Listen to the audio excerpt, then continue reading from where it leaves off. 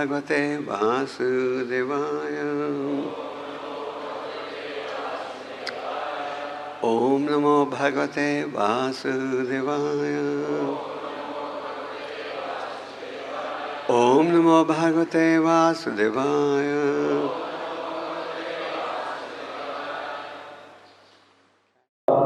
आज हम Shrimad Bhagavatam 9 canto chapter 21 text 17 पढ़ेंगे। ईश्वरलंबनम चीतम कुर्वतो नान्या राजसा माया गुणमयी राजन स्वप्नवत् प्रत्यालियता।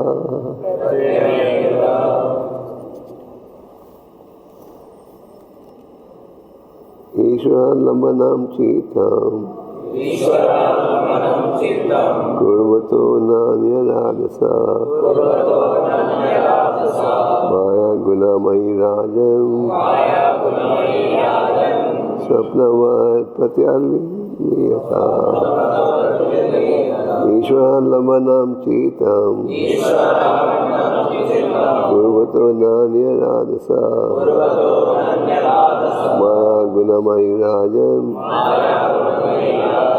स्वप्नवत् प्रत्यालियता।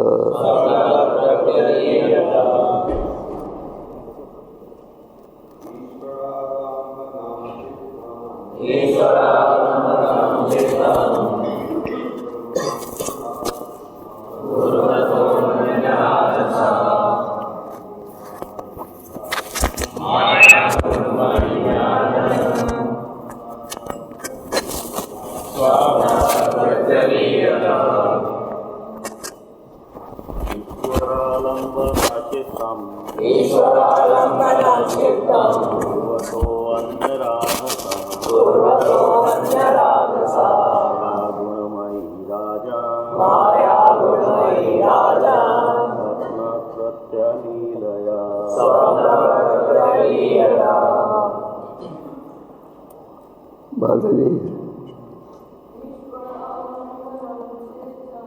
ईश्वरालंबनं चित्तं कुर्वतो नान्यराजसा माया गुणमयी राजन् स्वप्नवत् प्रत्यालियता। और कोई ईश्वरालंबनं चित्तं कुर्वतो नान्यराजसा माया गुणमयी राजन् स्वप्नवत् प्रत्यालियता। शब्दार्थ समय का अभाव है, इसलिए थोड़ी तेजी से समझा रहे हैं। ईश्वर आलंबन भगवान के चरण कमलों में पूरी तरह शरण लेना। चित्तम पूर्वतः स्थिर करके अनन्यराजसा क्रांतिदेव के लिए जो अविचल था और भगवान की सेवा के अतिरिक्त कुछ नहीं चाहता। माया शक्ति गुणमयी प्रकृति के 3 गुणों से युक्त राजा हे महाराज परीक्षित सपने के समान लीलया नष्ट हो गई। अनुवाद।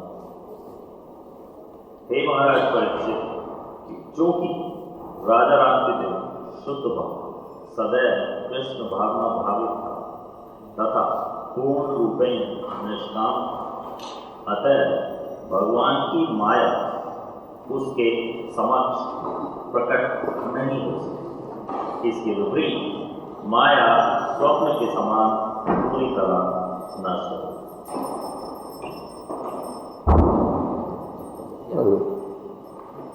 तात्पर्य by His divine grace is Bhakti-Vedanta Swami Srila Prabhupada की। जैसे कि कहा गया है कि कृष्ण सूरसम माया है अंधकार, यह कृष्ण कहा नहीं माया है। जिस तरह सूर्य के प्रकाश में अंधकार के होने की संभावना नहीं रहती, उसी तरह शुद्ध भक्त में माया का अस्तित्व नहीं रहता। भगवान स्वयं भगवत गीता 7:14 जोर से देवी गुरुमयी मम माया दुरतया मेव प्रपतन्ते माया में भौतिक प्रकृति के 3 गुणों वाली में इस दैवी शक्ति को जीत पाना कठिन है, किंतु जिन्होंने मेरी शरण ग्रहण कर ली है वे इसे आसानी से पार कर सकते हैं।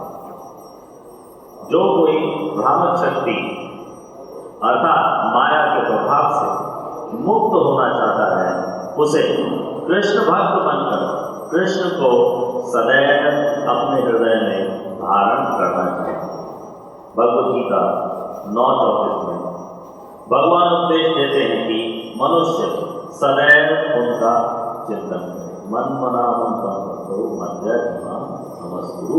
इस तरह सदा कृष्ण भावना भावित रहते हुए मनुष्य माया के प्रभाव को पार कर सकते हैं। माया मैदम तरफते, चूंकि रातिदेव कृष्ण भावना भावित, अतः वे माया के वशीभूत नहीं थे। इस प्रसंग में स्वप्नवत शब्द महत्वपूर्ण है, क्योंकि भौतिक जगत में मन भौतिक कार्यों में मग्न रहता है। अतः सो जाने पर स्वप्न में बहुत से विपरीत कार्य दिखते हैं, किंतु जब मनुष्य जागता है तो ये सारे कार्य मन में समा जाते हैं। इसी प्रकार जब तक मनुष्य माया के वश में रहता है, तब तक वह नाना प्रकार की योजनाएं एवं कार्यक्रम बनाता है, किंतु कृष्ण भावना भावित होने पर स्वप्न जैसी ही ये योजनाएं स्वतः ही दूर हो जाती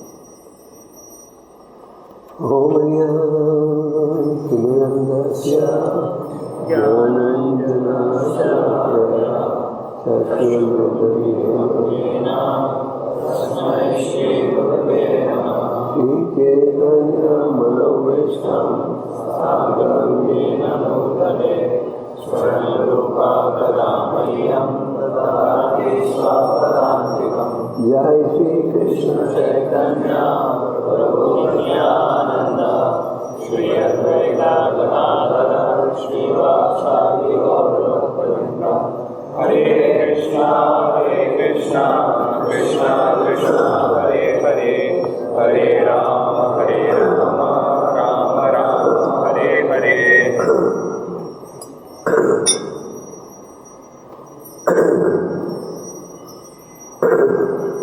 हरे कृष्णा। सब कल रात को थे फेस्टिवल में, शाम से सबको अच्छा लगा। मुझे प्रोग्राम की समाप्ति पर एक भक्त ने इंटरव्यू किया, आपके ख्याल से प्रभुपाद जी खुश होंगे ये उत्सव देखकर? तो मैंने कहा प्रभुपाद जी बहुत ही खुश होंगे। पंचराज के समारोह में संघ का मूल उद्देश्य यह है कि सारे विश्व प्रजा को शिक्षा दी जाए, जिसके द्वारा वो असली आनंद प्राप्त कर सके। आज जो समाज में हम जी रहे हैं और प्रयास है नकली आनंद का। आपका कानपुर शहर प्रसिद्ध है पान मसाला के लिए तो चाहे पान मसाला हो, गुटखा हो, ड्रग्स हो, शराब हो, इन सब के पीछे भाव क्या रहता है? भाव रहता है जो समस्या है, चिंता है, वो उसको भूल जाए। अगर भूलो भी तो थोड़े समय के लिए भूल सकते हो। मैंने कल शाम के लेक्चर में कहा था कि प्रभुपाद जी जब अमेरिका गए थे तो उन्होंने ड्रग अब्यूज बहुत कॉमन था अमेरिका में। तो ड्रग लोग लेते थे इसी भाव से, सब विल फील हाई थोड़े समय के लिए। तो हमारे इस्कॉन के भक्तों ने, क्योंकि इस्कॉन के भक्त जुड़े थे जो पहले ड्रग्स वगैरह लेते थे, उन्हें पता था कि लोग ड्रग्स क्यों लेते हैं, उसका असर कितनी देर के लिए रहता है। उन्होंने एक पोस्टर बनाया, chant Hare Krishna and stay high forever. Chant करोगे होगी नहीं, 4 घंटे के लिए जरा आनंद सपने की दुनिया में रहोगे। ये ड्रग्स लेकर व्यक्ति एक रूप से सपने की दुनिया में रहता है, अपनी असलियत को भूल जाता है। तो आज इसका मूल संदेश सारे विश्व में दिया जा रहा है, और ये संदेश है समाज के लोगों को असली सुख कैसे पहुँचाना। और असली सुख प्राप्त होगा अगर आप भगवान की शिक्षा को अपनाओ। अगर भगवान की आध्यात्मिक शिक्षा को नहीं अपनाएं, चाहे आप कितनी भी सफलता प्राप्त कर लो, कितना भी धन प्राप्त कर लो, कितना भी ऊंचा पद प्राप्त कर लो, आप निराश रहोगे, बेचैन रहोगे। और अगर आप भगवान की शिक्षा को अपनाओ तो कठिन स्थिति में भी आप संतुष्ट रहोगे। और आध्यात्मिकता के बिना हर स्थिति में निराश। तो आप सब अत्यंत सौभाग्यशाली हो कि आप कृष्ण भक्ति में जुड़े हो। अभी हमारा प्रयास यही रहना चाहिए कि हम किसी भी रूप से विचलित नहीं हो।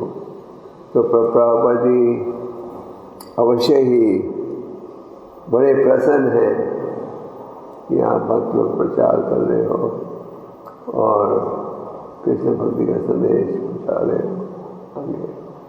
मैं देवचंद्र प्रभु और प्रेम हरिनाम और सब भक्तों का आभार प्रकट करना चाहता हूँ, क्योंकि प्रयास कर रहे थे इस योजना को सफल बनाने के। मैं 2 महीने पहले भी कानपुर आया था, मैंने सारे प्लान देखे थे। ये बड़ा अच्छा उत्सव था। भौतिक समाज में भी उत्सव होते हैं, लेकिन शराब, मुझे कई कहते हैं कि आजकल कोई शादी नहीं होती शराब वगैरह के भीड़ बगैर। तो भौतिक समाज में भी उत्सव होते हैं, पर उन उत्सव का भाव होता है नकली नियति। हमारे उत्सव का भाव होता है असली नियति। वो दूसरे शब्दों में असली नियति प्राप्त होती है तो भगवान की सेवा में इंद्रियों का उपयोग करो। तो ये बड़ी खुशी की बात है कि प्रचार बढ़ते जा रहे हैं। ये जो श्लोक आपको पढ़ा आज, ये श्लोक भागवतम के 9वें स्कंद में प्राप्त होता है और इस श्लोक का उच्चारण कर रहे हैं सुखदेव गोस्वामी। सुखदेव गोस्वामी से सब परिचित हो। कौन थे सुखदेव गोस्वामी? किसके पुत्र? तो श्रीमद् भागवत में भगवान के भक्तों की अनेक लीलाएं हैं। एक लीला समाप्त होती है, अगली शुरू हो जाती है, और हमें बड़े गहराई के साथ इन लीलाओं में रुचि लेनी चाहिए। उदाहरण के लिए इस 9वें स्कंद में हम महाराज नंदी देवा की कथा पढ़ते हैं। महाराज नंदी देवा राजा थे, बड़े दयालु, दिन रात भगवान का चिंतन करते रहते थे।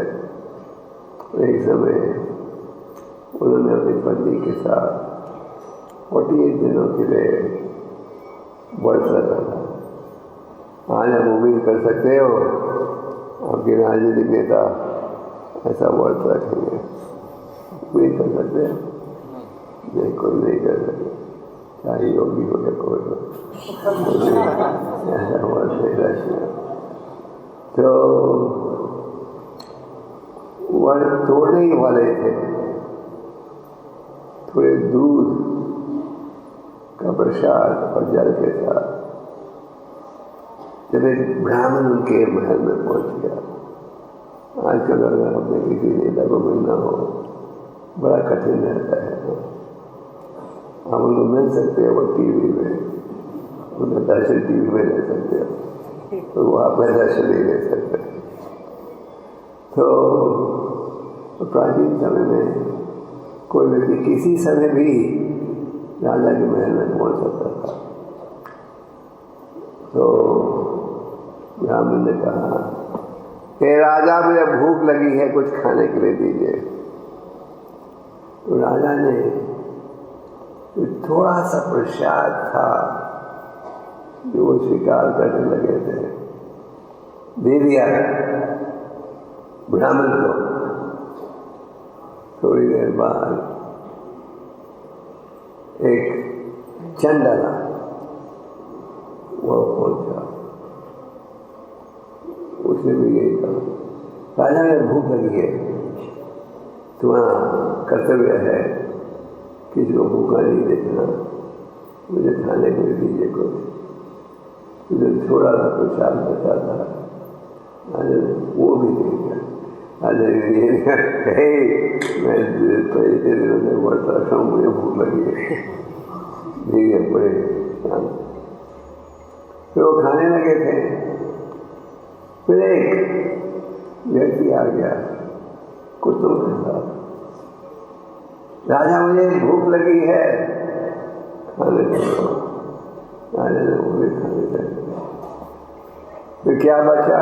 थोड़ा सा जल, और जब जल पीने लगा था, एक प्यासा व्यक्ति उनके महल में पहुंचा और कहने लगा, हे राजा, मुझे प्यास लग रही है, कुछ खाने के लिए दीजिएगा। तो राजा ने थोड़ा सा जल था वो भी दे दिया। उसके पश्चात राजा ने बड़े सुंदर स्तुति द्वारा भगवान से प्रार्थना की, काम हम गतम ईश्वर, हे भगवान, मुझे कोई योगिक सिद्धि नहीं चाहिए, किसी प्रकार का वर नहीं चाहिए, केवल मुझे ये वर दीजिए, मैं हर जन्म में आपका स्मरण कर सकूं और दूसरों का उद्धार कर दो, और जिनका पापों का परिणाम है वो मुझे भुगत दो। जैसे आप चैतन्य चरितमृत में एक कथा पढ़ते हो, एक भगवान के भक्त थे वासुदेव दाता, बड़े दयालु, जो छोटी सी आमदन थी खरीद देते थे वैष्णव की सेवा में। और एक दिन वो गए महाप्रभु के पास, मैं आपसे कुछ मांगना चाहता हूँ। महाप्रभु ने कहा, मांगो। महाप्रभु ने कहा कि वासुदेव दत्त में इतने गुण हैं कि हजारों जीवों के साथ भी आप उनका गुणगान नहीं कर सकोगे। तो महाप्रभु ने कहा, मांगो जो मांगना है। वासुदेव दत्त ने क्या मांगा? सबका उद्धार कर दो और जो का पापों का परिणाम है मुझे भोगने दो। भक्ति सिद्धांत जी ने कहा है अपने तात्पर्य में कि वासुदेव दत्त एक रूप से जीसस क्राइस्ट से भी ज़्यादा दयालु थे। जीसस क्राइस्ट ने तो कहा, जो मेरी शरण में आएंगे उनका मैं उद्धार करूँगा। तो वासुदेव दत्त ने कहा, सबका, चाहे उनके भक्त हो या नहीं हो। तो यही भाव महानदी देव ने भी प्रकट किया। तो कई बार हमारे भक्त कहते हैं ये तो इतने ऊंचे भाव है कि हम तो सपने में नहीं देख सकते कि एक दिन हमारे लिए भाव आएंगे शायद। पर सुनने से हमारे मन हृदय में ये भाव बैठेंगे और प्रयास करने से हर कार्य संभव है। भगवान गीता में कहते हैं, जो व्यक्ति मेरी शरण लेते हैं उनमें अगर कुछ कमी भी हो तो उसे मैं दूर कर देता हूँ। पापा जी कहते थे, तुम एक कदम लो भगवान की तरफ, भगवान 10 कदम लेंगे आपकी तरफ। जब दूसरे शब्दों में अब थोड़ा प्रयास करो, भक्ति में सफलता प्राप्त करोगे, भगवान आपसे भी ज़्यादा प्रयास करेंगे। तो रंतिदेव के जितने गुण हैं, अनेक गुण हैं। तो शिवदेव गोस्वामी क्या कह रहे हैं? राजा ने परीक्षित से कह रहे हैं, रंतिदेव भगवान के शुद्ध भक्त थे और इसलिए बौद्धिक इच्छाओं से मुक्त हो गए थे। और आगे क्या?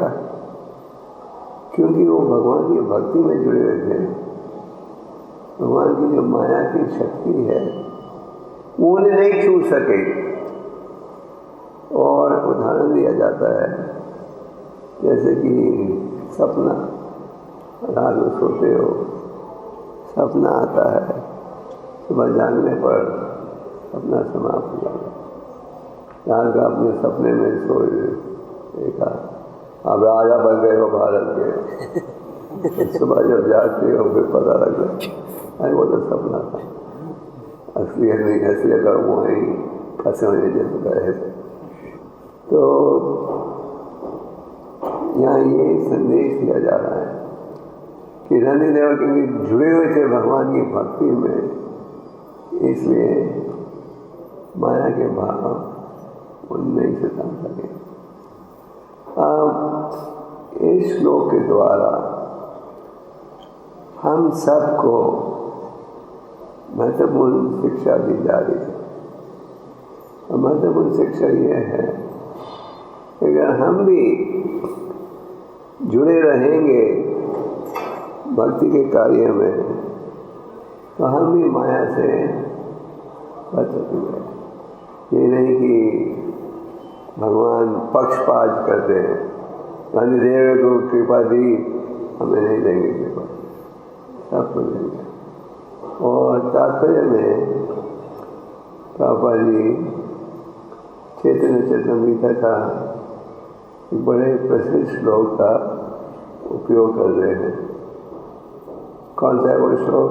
कृष्ण सूर्य समा यहाँ कृष्णता है नहीं, तो कृष्ण का राजा कहा, जिस प्रकार जहाँ सूर्य है वहाँ अंधेरापन का कोई स्थान नहीं, उसी प्रकार जहाँ कृष्णा है माया का कोई स्थान नहीं रहेगा। जैसे कि पुलिसवर के सामने चोर आता है, आज तो करीब है, कई बार पता ही नहीं लगता तो पुलिसमैन है कौन चोर है। पर अगर ईमानदारी का जमाना हो तो चोर पुलिसवाले के सामने नहीं आएगा, है कि नहीं? तो यहाँ कहा गया है कृष्ण सूर्य समा, जैसे जहाँ सूर्य की रोशनी हो। जैसे इस समय रोशनी बहुत तेज है तो आपको अंधेरापन दिख रहा है क्या? दिख रहा है? तो उदाहरण श्लोक का अर्थ यह है, जैसे कि जहाँ सूर्य है वहाँ अंधेरेपन का स्थान नहीं रहता, उसी प्रकार जहाँ कृष्णा है वहाँ माया का स्थान नहीं रहेगा। तो हम सबका उद्देश्य क्या है? माया की संगत में रहना या कृष्ण की संगत में? कृष्ण। माया की संगत में हम रह चुके हैं, ये जीवन में नहीं, हजारों जीवन जैसे कि चैतन्य महाप्रभु सनातन गोस्वामी रूपा गोस्वामी को उपदेश देते हुए कहते हैं ब्रह्मांड ब्रह्मित को भगवान की गुरु कृष्ण प्रसंग है। हम सब अनेक जन्मों में गुजर चुके हैं और इन जन्मों में गुजरने के पश्चात हमें क्या भक्ति का बीज प्राप्त हुआ है। तो जिस प्रकार गांधीदेव ने अपने आप को माया से कैसे बचाया, माया से बचाया कृष्ण भक्ति में लीन होकर, उसी प्रकार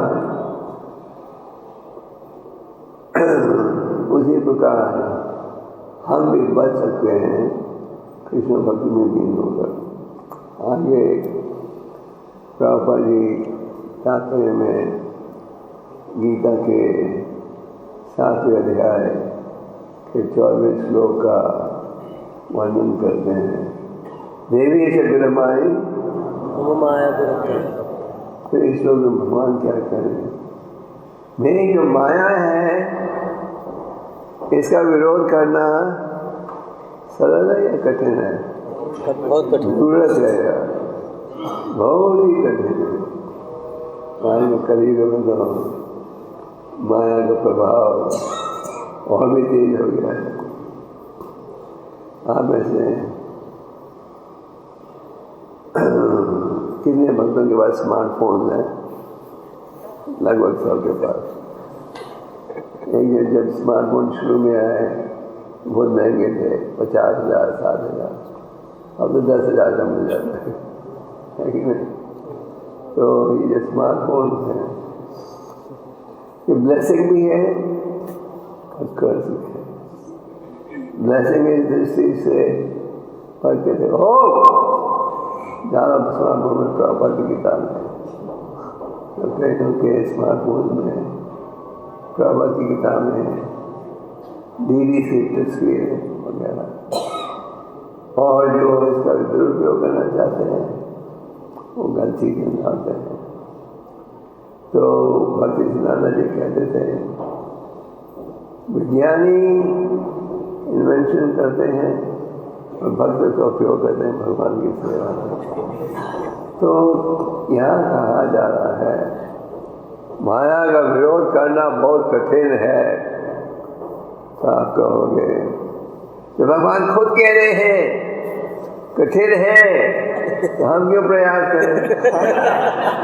तो भगवान खुद कह रहे हैं, ये कोई साधारण व्यक्ति भी नहीं कह रहा। भगवान खुद कह रहे मेरी माया का विरोध करना बहुत ही मुश्किल है।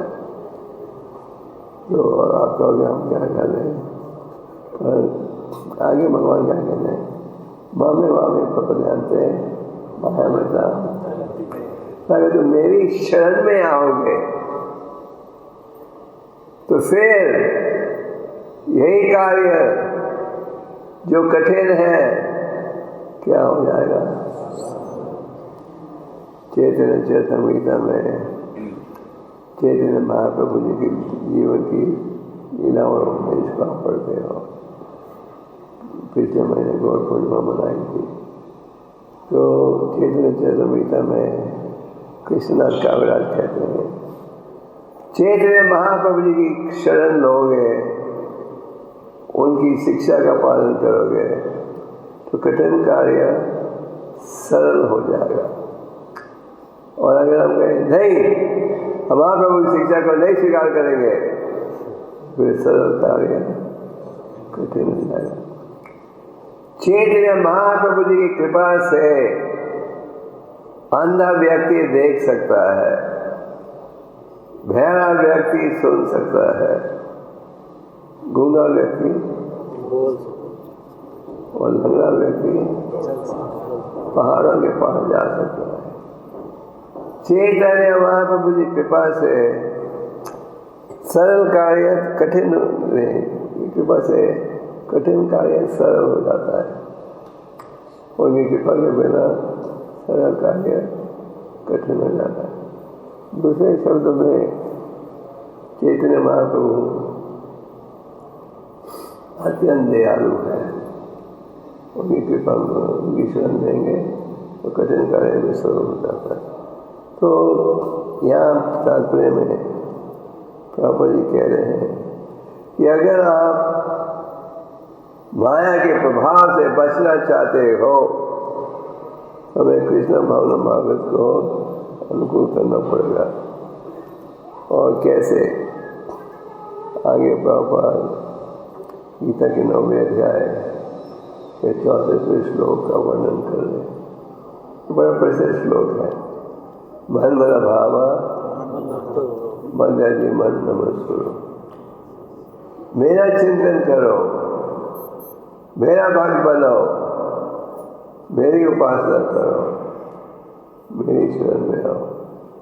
और अगर आप ये करोगे तो क्या लाभ मिलेगा? कई बार हम पूछते हैं, अगर हम कृष्ण भक्ति में आएंगे हमें क्या मिलेगा? जनरल स्टील में जॉब मिलेगी। हमें क्या मिलेगा? भगवान क्या कहते हैं?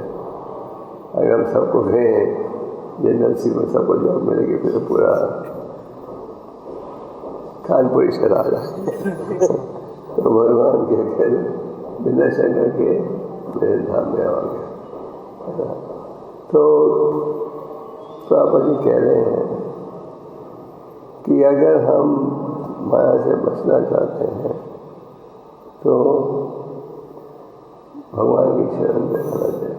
दूसरे शब्दों में ये अनुभव है कि हम माया नगरी में रह रहे हैं, माया के वहाँ रह रहे हैं जहाँ की हर जगह माया का प्रभाव है।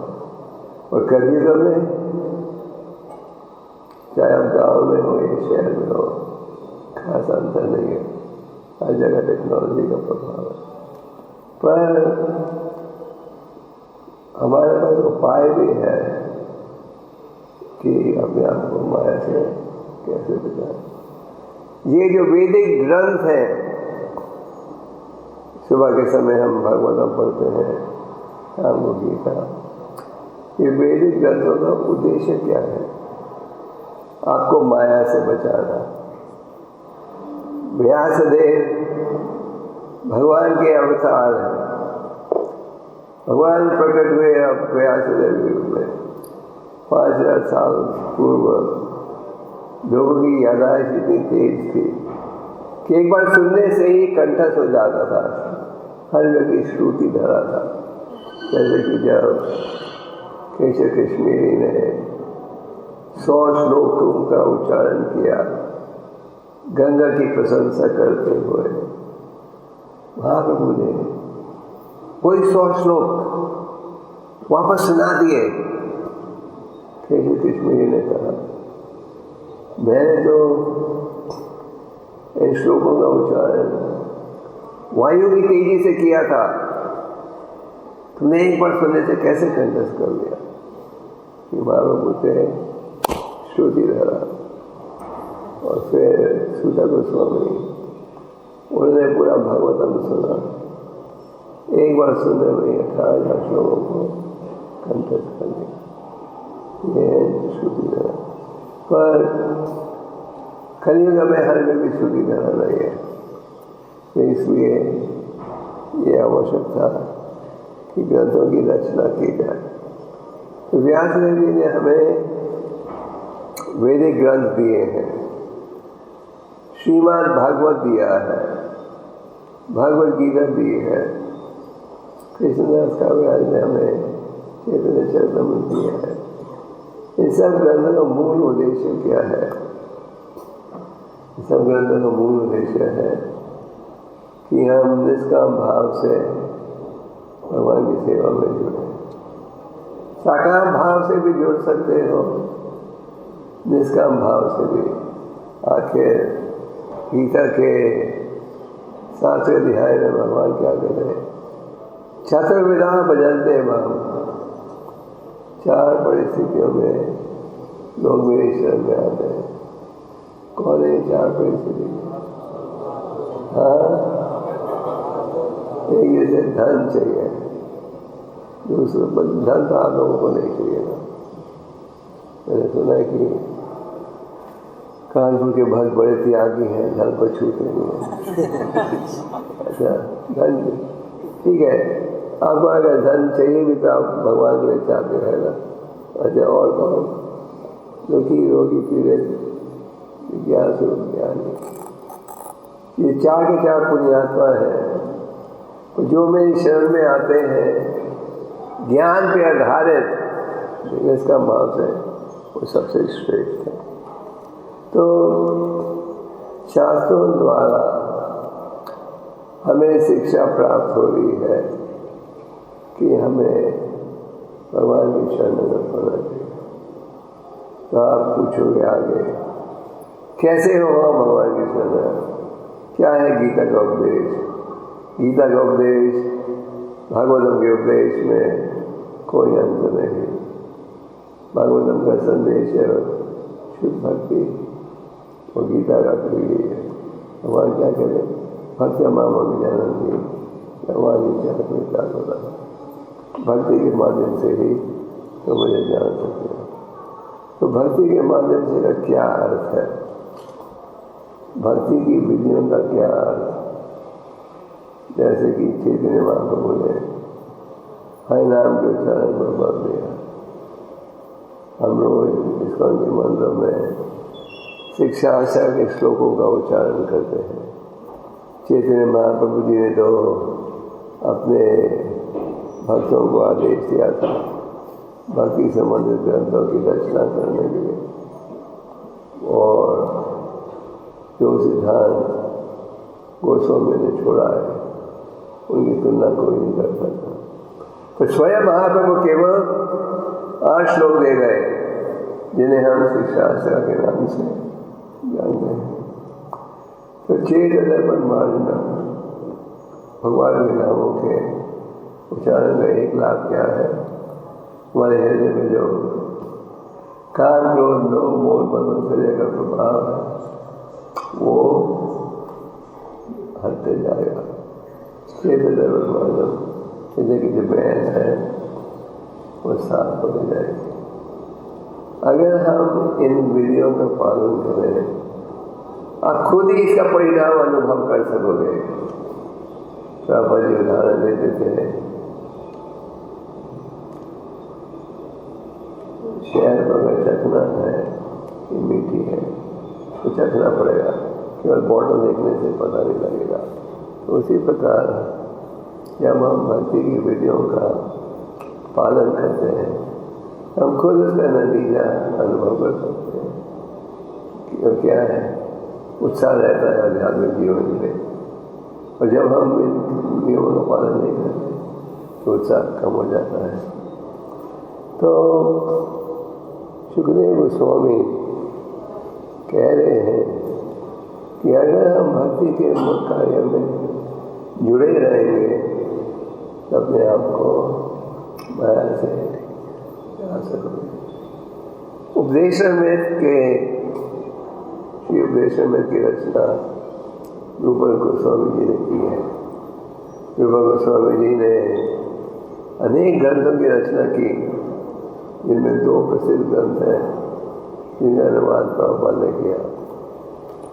और रूपल गोस्वामी जी कहते हैं भगवान के जो नाम है चीनी जैसे मीठे हैं, भगवान की लीलाएं हैं वो भी मीठी हैं, भगवान के जो गुण हैं वो भी मीठे हैं।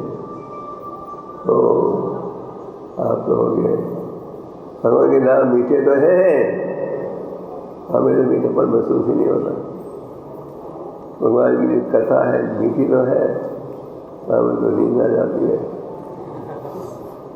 ना।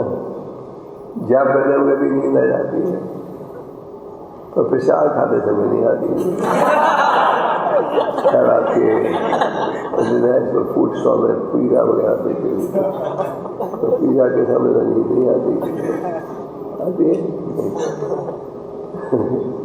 आपने कभी प्रसाद में देखा किसको सोते हैं? प्रसाद के समय नहीं सोएंगे, बाकी समय का तो क्या देखा हो। तो क्या कारण है? दुनिया में अविद्या की बीमारी है। अविद्या की बीमारी का अर्थ है काम, क्रोध, लोभ, मोह, मद मात्सर्य का आकर्षण है। तो कोई उपाय है? रूपक समझ के है उपाय। अगर आप ध्यान पूर्वक नियमित रूप से महामंत्र का जाप करोगे तो ये जो अविद्या की बीमारी है धीमे धीमे दूर हो जाएगी।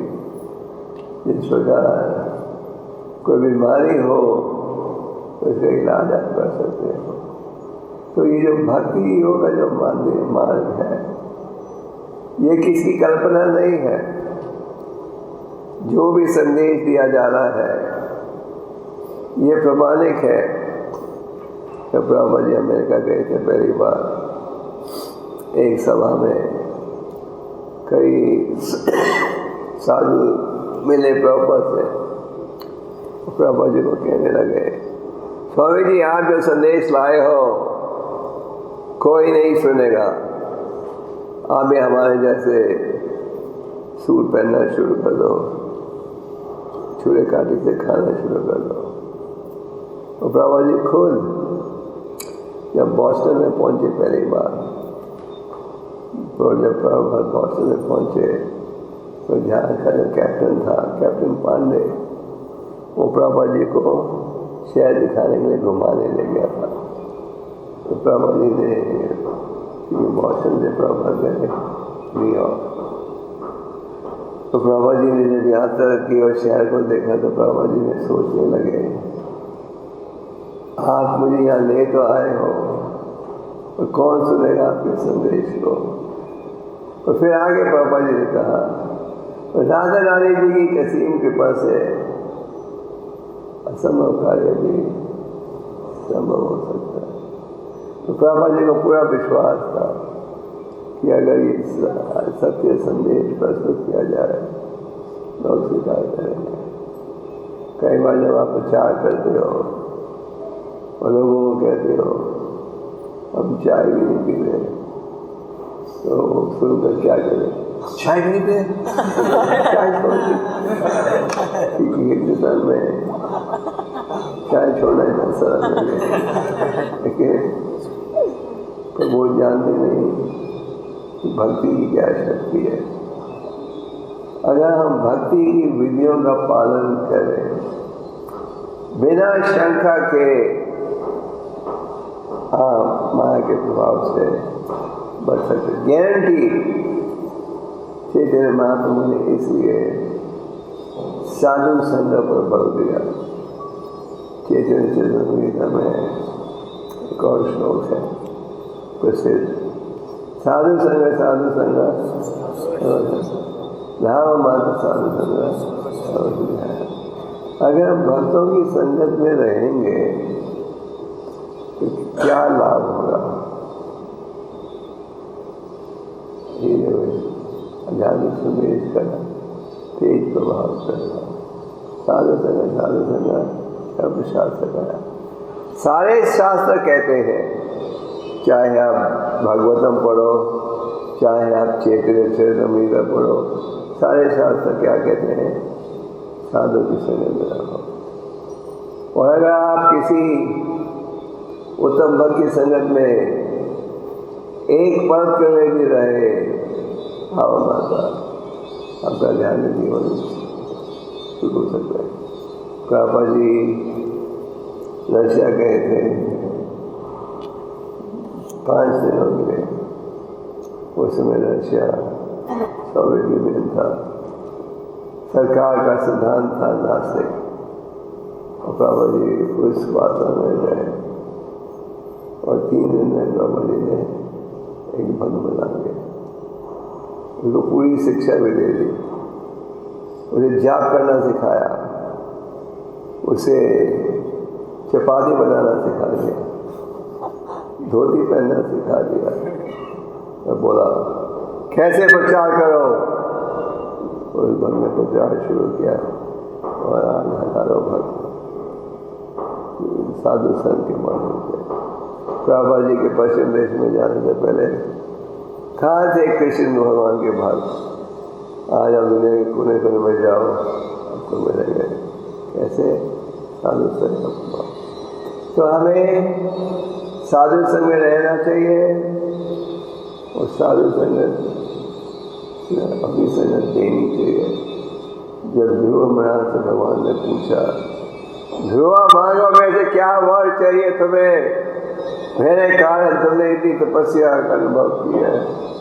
ध्रुव ने कहा, हे भगवान, अगर आप मुझे वर देना चाहते हो तो ऐसा वर दीजिए कि मुझे उत्तम भक्तों की संगत प्राप्त हो, क्योंकि उनकी संगत प्राप्त होने से मैं दिव्य ज्ञान प्राप्त करूँगा, इसके उपयोग से माया से बच सकते हैं।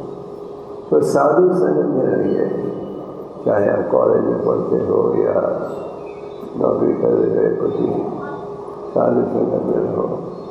इसको के हर केंद्र में लगभग हर रविवार को कार्यक्रम होते हैं।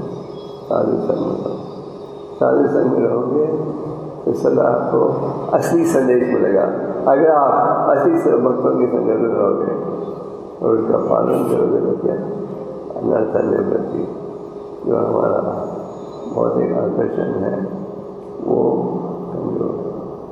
तो आज के श्लोक में बड़ा महत्वपूर्ण संदेश दिया जा रहा है। एक रूप से देखा जाए, हर श्लोक का संदेश महत्वपूर्ण है और हर श्लोक में तात्पर्य का निचोड़ एक ही है। वो क्या है? भक्ति करो, माया से बचो, है कि नहीं?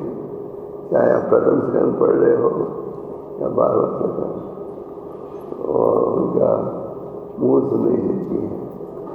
और हम इतने बुरा नहीं मानना, ठीक है, ये सब सुना है हमने। हम सुनते हैं, भूल जाते हैं, पढ़ते हैं, भूल जाते हैं, सच बात है। इसलिए बार बार पढ़ो। नस्ता प्रेषु उपदेशु नित्यम भगवत सेवा, भगवती श्लोक है, बाकी भगवती ध्यान से अगर रोज ध्यान से सुनेंगे तो भक्ति की भावना स्थापित होगी।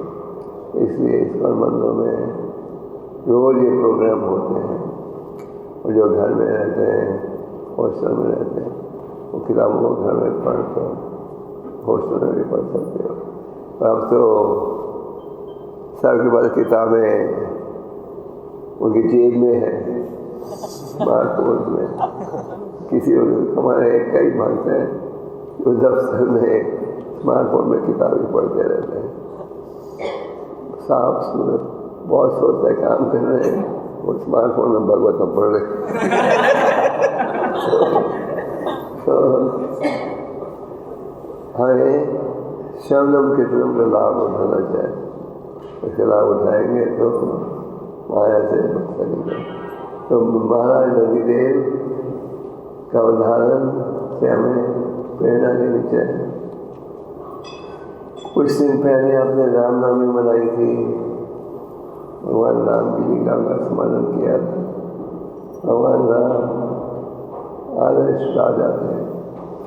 जब वो राजा बने, अयोध्या से लौटे, जब वो वनवास से लौटे, अयोध्या पर राज्य आरंभ किया, तो महाराज राम ने सीता ने सारे घेरे जो थे ब्राह्मणों को बांट दिया। सीता देवी ने केवल एक नथनी रखी अपने लिए, बस। ब्राह्मणों ने सारा सोना स्वीकार कर लिया। फिर ब्राह्मणों ने कहा, हे राजा, हम आपके प्रेम से संतुष्ट हैं, हमें कुछ नहीं चाहिए। सारा धन वापस कर दिया। ये उम्मीद कर सकते हो आज के ब्राह्मणों से? ये उम्मीद कर सकते हो आज के नेताओं से? नेताजी कहेंगे, सारे घेरे ट्रम्प साहब कहेंगे, मेरे $7 बिलियन ले लो, नहीं। तो आज हम कहते हैं राम राज्य की आवश्यकता है, मतलब कि नेताओं को आध्यात्मिक ज्ञान होना चाहिए, चरित्र होना चाहिए, फिर प्रजा सुखी बनेगी।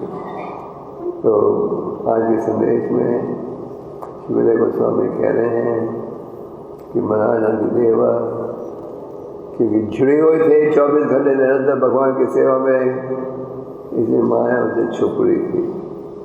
जैसे नंदीदेव ने माया को भगाया, आप भी भगा सकते हो अगर आप कृष्ण भक्ति का लाभ उठाओ। तो हमें गंभीरता से इसका लाभ उठाना चाहिए। योगा गोस्वामी जी कहते हैं, हे मेरे प्रिय मित्र, जो भी जीवन भरने पड़े भरो, तो कृष्ण भक्ति को हाथ से मत पसंद दो। तो आप सबका सौभाग्य है, कृष्ण भक्ति में जुड़े हो, गंभीरता से इसका लाभ उठाओ। हरे कृष्ण कृष्णा कृष्णा कृष्णा हरे हरे